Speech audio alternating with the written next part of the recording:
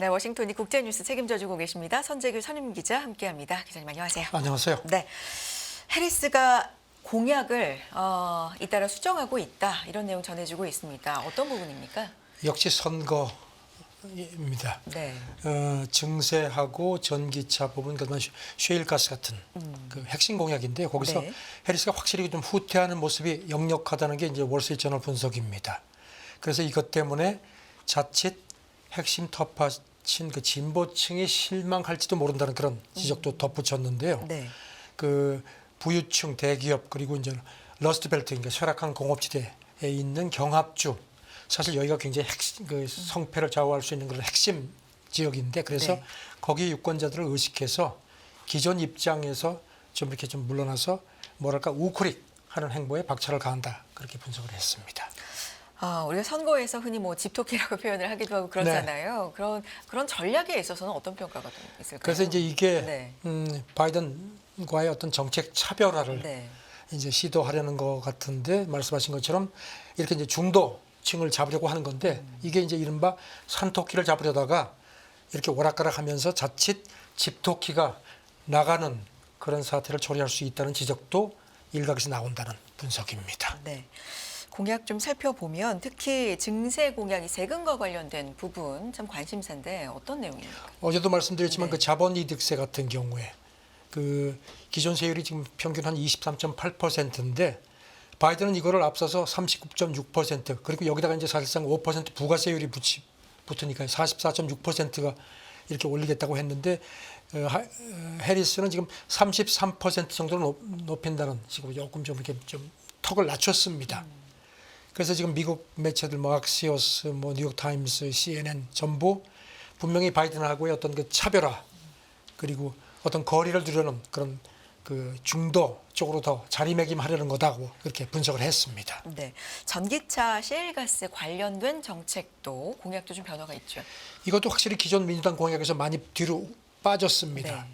그 해리스 캠프가 최근에 그 공화당이 자꾸 공격하는 부분에 대해서 이제 팩트 체크라고 하는 이메일을 이렇게 보내는 식으로 대응을 해왔는데, 여기 보면은 해리스가 전기차 의무화를 지지하지 않는다고 이렇게 선을 확실히 그었습니다. 2020년 대선 때만 해도 민주당의 기본 공약은 2035년까지 그 무공해 차량 생산을 의무화하겠다고 했거든요. 그런데 이제 이번에는 뭐 거의 거기서 완전히 그 반대되는 것 쪽에 가까운 공약을 내놓은 겁니다. 네. 그리고 또 2020년 대선 때 그 기후위기 대응 차원에서 지금 그 셰일가스를 뽑으려면 이제 이렇게 돌을 깨가지고 물을 집어넣어서 하는 이른바 수압 파쇄법을 쓰는데, 이게 환경오염 위험이 그 지적이 많았거든요. 그래서 그거를 금지하겠다고 공약을 했던데 이번에는 허용하는 쪽으로 슬그머니 뒤로 빠졌습니다. 네. 이렇게 정책 궤도를 수정하는 것에 대해서 뭐 언급을 한 부분도 있습니까? 해리스가 그 지난번에 그 네. CNN하고 회견할 때 네. 이제 이런 걸 진행자가 물어보니까 가치관은 바뀌지 않았다. 근데 좀 조금 좀 이렇게 표정이 이렇게 썩 좋지는 않습니다. 그래서 지금 이제 미국 언론 분석은 이런 그 친환경 정책, 그다음에 부유층 대기업 증세를 계속 몰아붙이다가 이거 좀 이렇다가 중도편 놓칠 수 있다는 그런 그 좀 경각심이 좀 우려 때문에 이렇게 주요 공약에서 뒤로 빠지는 거다, 이렇게 되니까 이제 민주당 내 그 정통 진보층이 이게 뭐야 이렇게 해서 좀 실망하고 자칫하면 좀 아까 말씀드린 산토끼 잡으려다가 집토끼 놓치는 게 아니냐, 뭐 그런 우려도 제기된다는 겁니다. 네. 이 공약, 정책 공약 부분에서 수정을 하는 건 해리스 쪽만은 아니잖아요. 그렇죠. 네. 트럼프도 뭐 그런 게 많죠. 그리고 이제 특히 이제 전기차 말씀드렸으니까요. 전기차가 아주 대표적이죠. 아시다시피 트럼프는 그동안에 전기차에 아주 강한 반감을 느껴왔죠. 그리고 뭐 전기차 의무화, 뭐 사실 민주당은 의무화는 아닌데 그렇게 막 몰아붙여 왔죠. 그랬는데 그래서 자기가 이제 당선되면은 즉각 폐기하겠다고 큰 소리 치다가 얼마 전부터 아시겠지만 조금 목소리가 가라앉아서 좀 진정됐습니다. 네.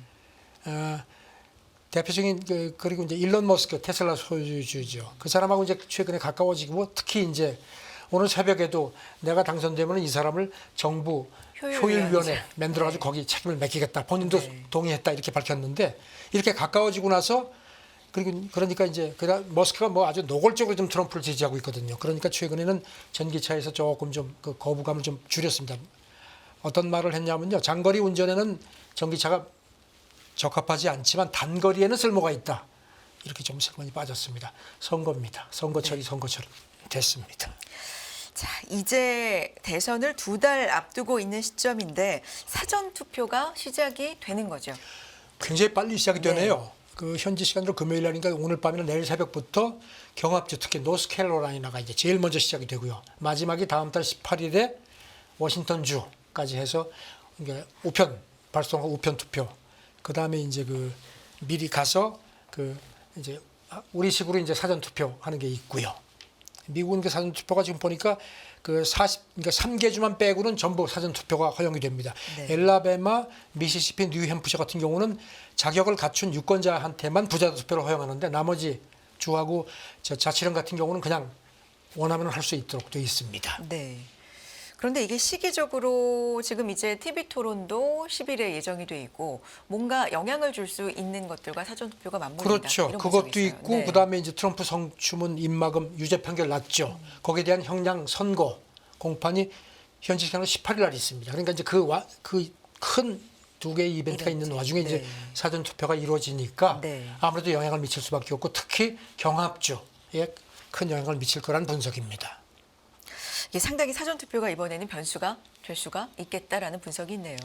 네. 그렇죠. 지금 이게 이제 이 투표 용지 발송하는 시기에 이런 큰 이벤트도 있고 그래서 영향이 클 거라는 분석이 지배적입니다. 그런 가운데 이 미국 대선 사전 투표율이 계속해서 상승하고 있다라고 하는데 숫자로 좀 볼까요? 2012년 선거 때는 33%, 그다음에 2016년 트럼프 됐을 때 40%, 그리고 나서 2020년 그때는 무려 69%였습니다. 물론 이제 그때는 코로나 네. 영향이 있긴 있었습니다. 그래서 지금 이렇게 높은데 그 퓨 리서치가 조사를 한 걸 보니까요. 그 2022년 중간 선거 때 선거일 당일에 투표했다고 밝힌 사람이 43%.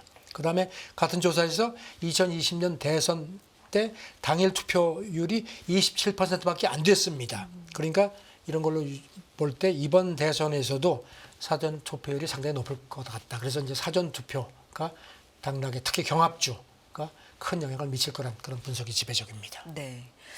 2020년 선거 경합주 말씀해 주셨는데 요 예가 상당히 또 눈에 띕니다. 그래서 공화당도 네. 그렇고 민주당도 그렇고 이제 그 선거 캠프가 상당히 긴장을 합니다. 네. 그 해리스 캠프 선거대책위원장 얘기가 2020년 선거 때 격전주 같은 경우에 한 4만 표 정도로 승패가 엇갈렸는데 이번에도 그러지 않겠느냐고 본다고 얘기를 했습니다.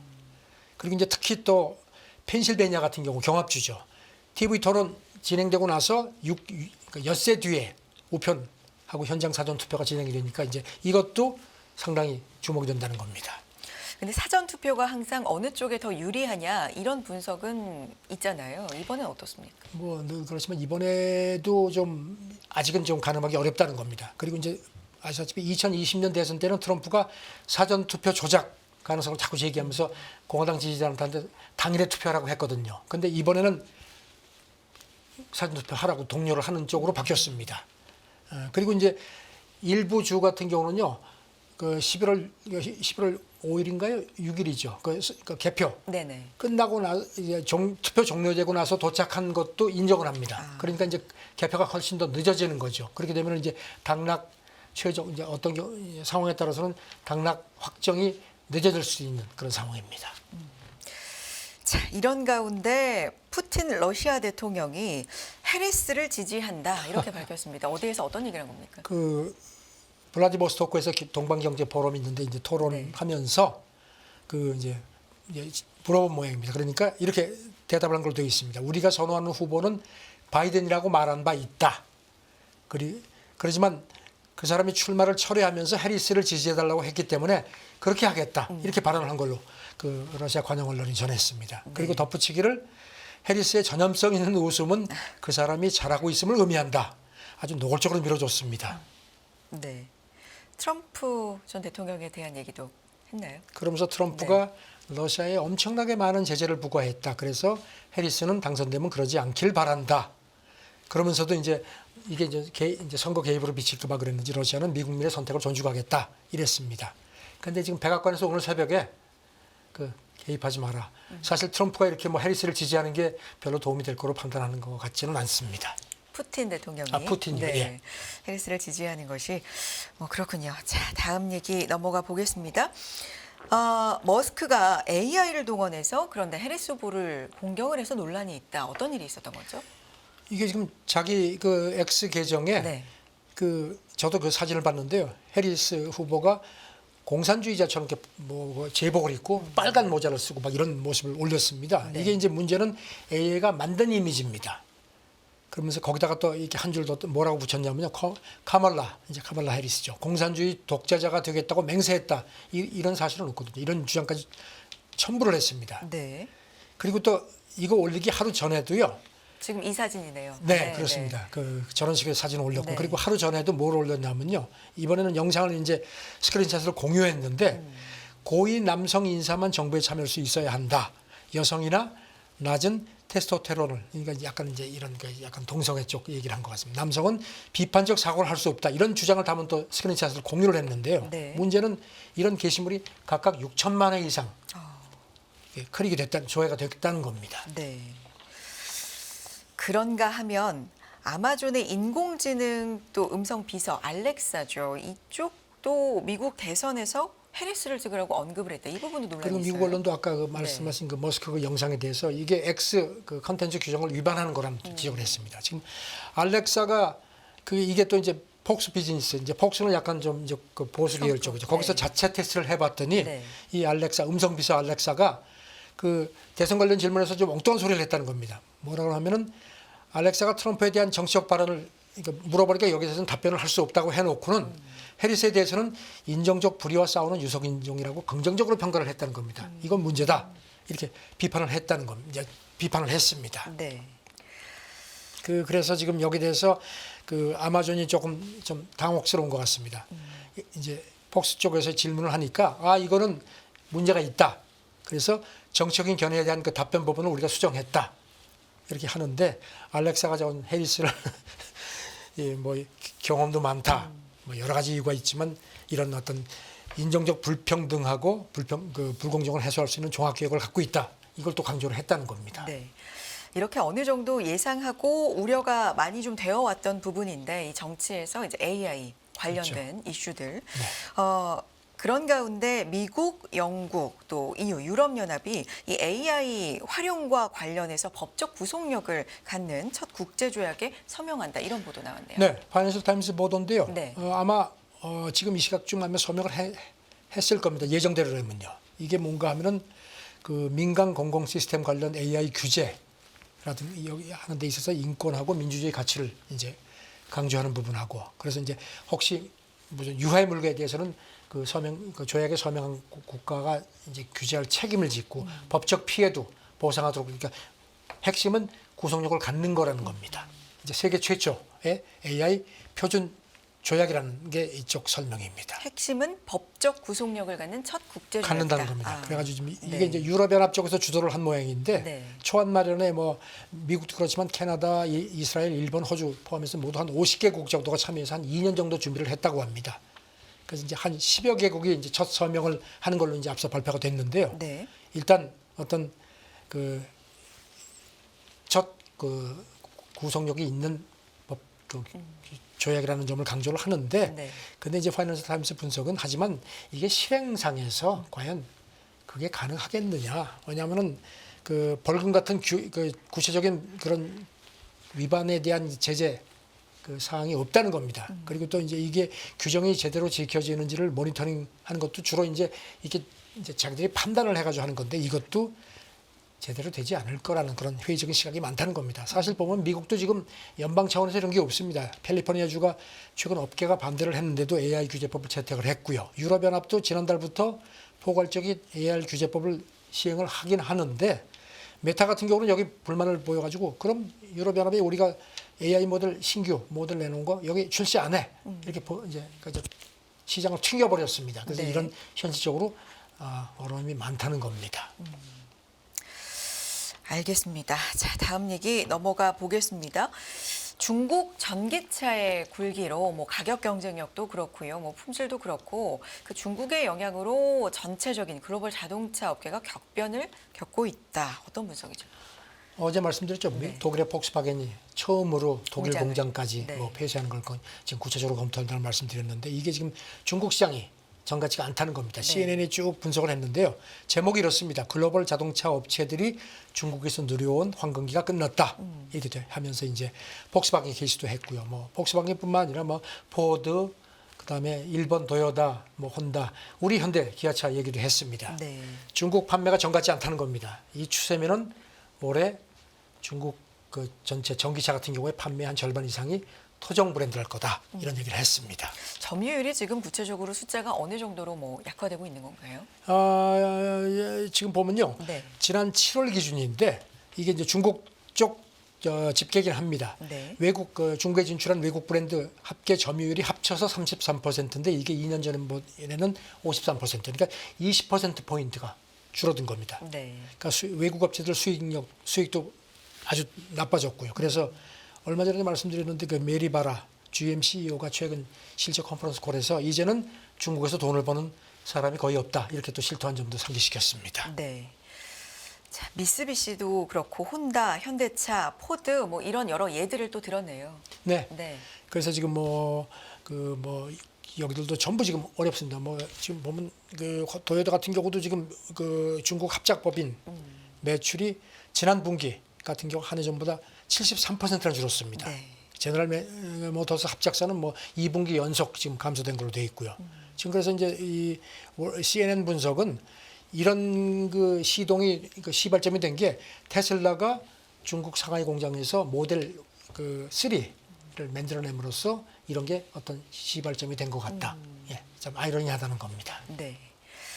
알겠습니다. 다른 얘기 넘어가 볼 텐데 이것도 중국 얘기입니다. 중국 소비자 세대 교체도 이런 전반적인 상황에 영향이 있다 이런 분석이 있어요. 그렇죠. 네. 그 1900년대라든가 2000년대 그 중국에서 자동차를 사는 중국 사람들은 중국 브랜드 우리 못 믿어 했는데 지금 지 세대는 달라졌다는 겁니다. 얘들이 왜냐하면 태어나서부터 알리바바로다가 물건 사고 그다음 위챗 같은 걸로 소통을 했기 때문에 이제 중국 브랜드는 뭐가 나빠. 그리고 이제 특히 테슬라가 중국에서 생산한 것들에 대한 이런 거에 익숙해서 중국 차 괜찮아 이런 식의 그러니까 중국 거라면 굉장히 낮게 보던 그런 인식이 얘들한테는 없다는 겁니다.